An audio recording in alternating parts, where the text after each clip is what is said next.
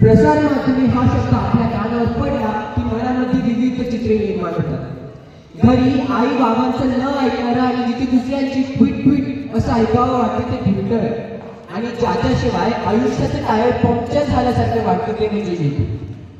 नमस्कार सर्वांना, माझं नाव श्रीजित। प्रसार माध्यमे व आजची तरुणाई या विषयावर बोलण्यासाठी एक विलक्षण मंच मिळाल्याचा मला सन्मान वाटत आहे। काही जणांचं असं मत आहे की प्रसार माध्यमामुळे कित्येक लोकांचं आयुष्य घडलं, तर काही म्हणतात की प्रसार माध्यमे हेच मान भटकवण्यासाठी कार्यरत आहेत।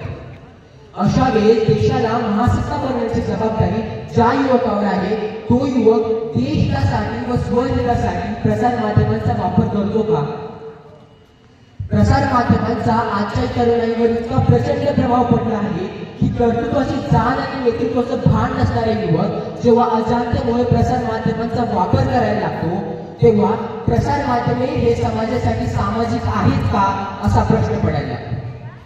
दिनांक 17/7/2007 नांदेड जिल्ह्यात पाठीवर पाय ठेवून आलेल्या सख्या भावाला भर रस्त्यात चाकूने मारले गेले।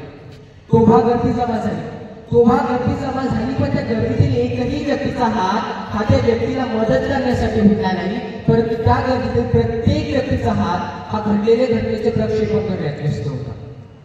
ही आहे का आजची तरुणाई? जाता जाता तुकाराम महाराज म्हणाले होते की पुत्र व्हावा ऐसा गुंगा ज्याचा तिन्ही लोकी झेंडा, पुत्र व्हावा ऐसा गुंगा ज्याचा तिन्ही लोकी झेंडा। परंतु आजच्या तरुणाईची अवस्था अशी झाली आहे पुत्र झाला ऐसा गुंगा ज्याचा फक्त प्रसार माध्यमापर्यंत झेंडा, ज्याचा फक्त प्रसार माध्यमापर्यंत झेंडा। माझे भाषण शांतपणे ऐकल्याबद्दल धन्यवाद। एवढे बोलून माझे भाषण संपवतो।